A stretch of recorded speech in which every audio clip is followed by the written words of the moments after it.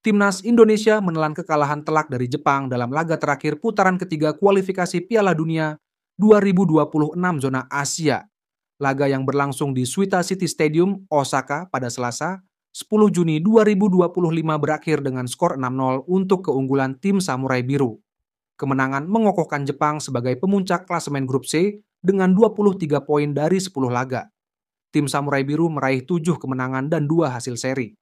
Adapun Indonesia berada di peringkat keempat dengan 12 poin, hasil dari 3 kemenangan dan 3 hasil seri. Berikut ini komentar fans Jepang usai menang banyak saat lawan Indonesia. Baiklah, semoga Indonesia beruntung di putaran keempat. Menurut saya pribadi, pergantian manajer adalah sebuah kesalahan. Timnya sangat kuat sehingga semua pemainnya putus asa. Jujur saja, satu-satunya orang yang tampil bagus di pertandingan Indonesia adalah sang kiper. Kiper itu sangat hebat. Ia melakukan serangkaian penyelamatan gemilang, dan tanpanya kami mungkin akan kalah 10-0. Dari sudut pandang orang Jepang, ada banyak adegan yang membuat saya ingin mendecak lidah. Tidak ada satupun tembakan yang mengenai sasaran. Apa yang kamu lihat? Bahkan tidak ada satupun tembakan. Saya suka bagian ini. Saya tidak pernah menyangka Jepang akan berkembang pesat pasca tragedi Doha. Saya merasa tim nasional Jepang saat itu lebih bersemangat mengikuti Piala Dunia daripada tim nasional Indonesia saat ini. Kalau dipikir-pikir, saya jadi kasihan dengan para pendukung Indonesia. Di saat yang sama, saya senang dilahirkan di Jepang, di mana saya bisa merasakan serunya Piala Dunia. Dengan orang-orang baik seperti kalian, Indonesia pasti akan menjadi lebih kuat. Tim Indonesia berjuang dengan gagah berani tanpa ada permainan kasar sampai akhir. Saya mendukung mereka di babak kualifikasi keempat.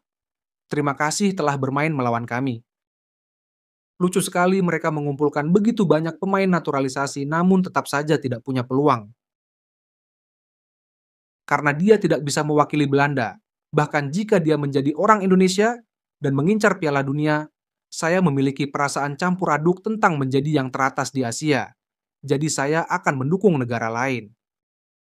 Saya mengerti mengapa pendukung Indonesia biasanya tidak menonton sepak bola. Kau boleh menyebut dirimu raja. Aku tidak tahu raja macam apa dirimu.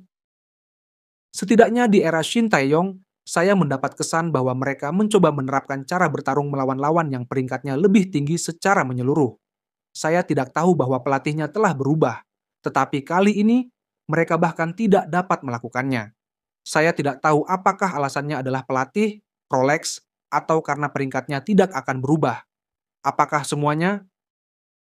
Kata Indonesia, Rolex yang harus disalahkan atas kekalahan kita. Kerusakan reputasi Rolex sangat parah. Semangat Indonesia setara dengan negara yang maju dalam bidang sepak bola, tetapi pengetahuan dan pengalamannya setara dengan peringkat FIFA ke-123. Dia harus berusaha dan rendah hati. Saya tidak tahu, tetapi dia akan berkembang. Jika Jepang tetap menjadi Indonesia instan, maka Jepang akan tetap menjadi negara sepak bola terbelakang di Asia Tenggara selamanya. Sepak bola tidak semudah yang bisa Anda dapatkan dengan mudah. Jika kita bandingkan perbedaan antara peringkat ke-15 dan ke-123 dalam hal PDB, perbedaan kemampuannya sama seperti antara Spanyol dan Republik Mali di Afrika Barat. Tentu saja ini adalah olahraga jadi tidak ada yang mutlak, tetapi Indonesia harus tahu tempatnya.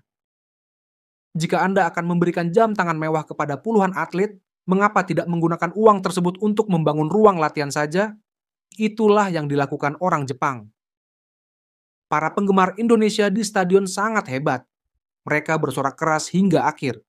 Namun, para penggemar Timur Tengah segera meninggalkan stadion. Sungguh menyakitkan melihat pendukung Indonesia bermimpi sebelum pertandingan. Kami kebobolan 6 gol, tidak ada tembakan dan tidak ada tendangan sudut. Mengapa Anda datang ke Jepang? Anda tidak bisa langsung menjadi kuat. Saya pikir lebih baik meningkatkan kekuatan secara bertahap dengan menggunakan pemain lokal, daripada mendatangkan pemain naturalisasi. Anda harus memiliki pandangan jangka panjang. Menonton Indonesia mengingatkan saya pada Jepang sebelum J-League berdiri. Di Liga Korporat Jepang, Piala Dunia hanyalah mimpi. Namun, jika para pendukung yang bersemangat terus mendukung tim, saya rasa mimpi itu akan menjadi kenyataan. Jepang juga mencapai hari ini dengan belajar dari banyak kekecewaan dan tragedi Doha. Saya berharap orang-orang akan mendukung tim dalam jangka panjang tanpa terlalu bersemangat atau kesal dengan kemenangan dan kekalahan jangka pendek, baik untuk Jepang maupun Indonesia.